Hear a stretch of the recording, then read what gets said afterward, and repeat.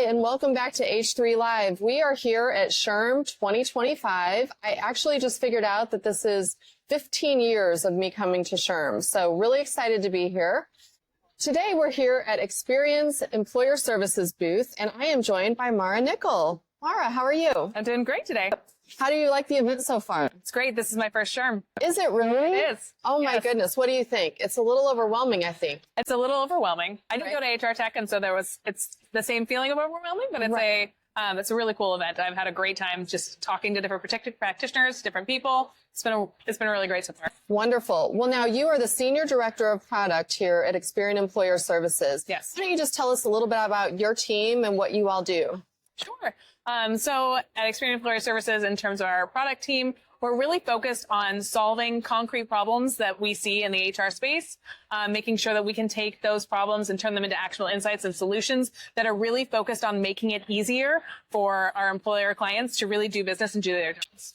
Yeah, I think that's so important. And one thing I've noticed at the event is there are so many people here who are HR professionals, HR leaders, who are looking for someone to really partner with them, and especially around compliance. So I thought we'd ask some of the top compliance questions that I've been getting as I've been here at SHRM from actual practitioners out in the field. Sound good? That sounds great. Okay, so the first one, near and dear to my heart, having been in HR for a long time, is what are the biggest I-9 and E-Verify changes in 2025 that you're seeing? Yeah, the I-9 form is it's a simple form, but has a lot of complexity. Right. So we've seen not as much changes to the form itself, but really it's been about enforcement. So we've seen a lot more in terms of enforcement. And so making sure that the employers are up to date with what compliance, do they have changes to the form, version control, any audit assistance, any of that, which our products already provide.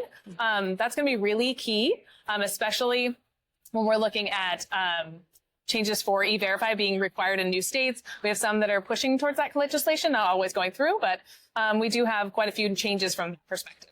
Yeah, that's good to know. And I've always wondered, I mean, I worked in HR about 20 years before moving to the analyst side. And when it comes to I-9, even as a leader, it's like, why is that considered so complex, right? You would think it's something that's going to be very easy to manage. But I feel like back in the day when we were doing it all on paper, it was really difficult.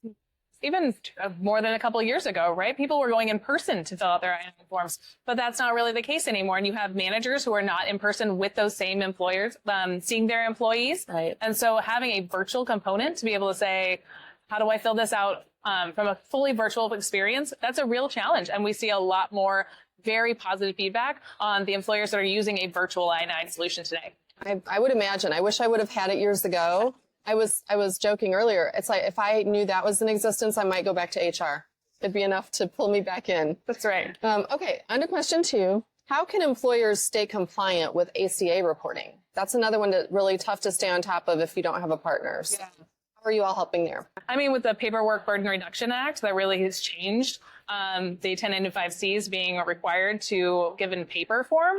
And so now that it can be done virtually, there's a lot of confusion about what does that mean? How are we going to move forward with that? How do we stay compliant? In some states, you still have to require to send out the paper form, but we make sure that we are up to date with all the different policies and how to help our clients really be able to manage those forms for their employees.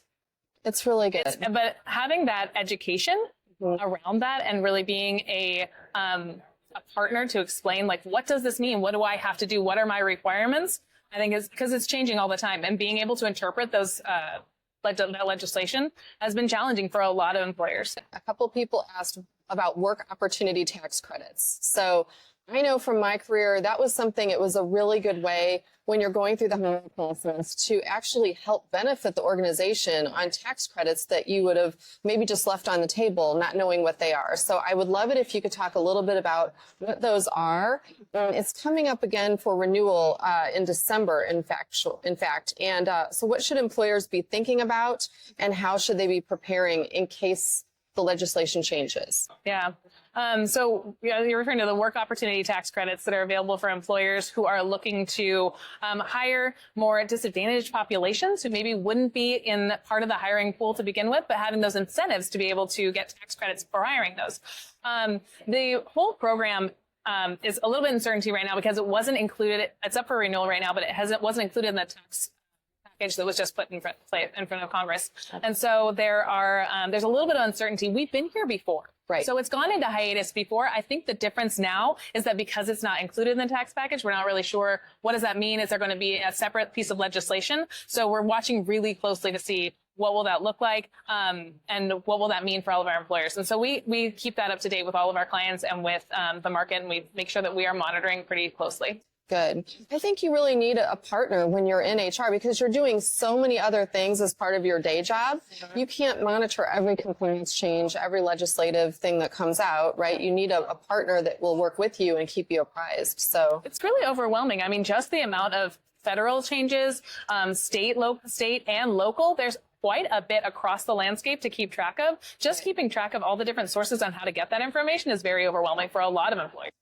There are so many resources that Experian Employer Services offered free of charge on your website. Could you maybe give a little insight into what they can find there, whether you're a client currently or maybe you're thinking about partnering with you? Yeah. What can they find on the website? Yeah, we have a team that monitors the regulatory landscape, and we have quite a few subject matter experts who really care about having that kind of information for all of our clients, and that's also available to the market. We have a podcast, we have a Compliance Matters podcast. We have blogs where we have information on a regular basis, especially when there's something that changes within the market. And then we also have LinkedIn posts. We have a legislative update, which is pretty highly attended, which we give on a quarterly basis, and it is free. So those are quite a few different resources available. I can attest to all of those. And I will tell you, when I was still having an HR team, it's a great way to give free training to your team, right? So have a lunch and learn, pick a blog, whatever you want to go through, right? And be able to train your team on some of these changes that are coming and how to be better prepared for them. Yeah. So, and if they want to connect with you, where can they find you? On LinkedIn or? I'm available on LinkedIn. I'm happy to connect. Wonderful. Well, thank you for listening, and we will be back with another episode here at SHRM 2025. And thank you. Thank you.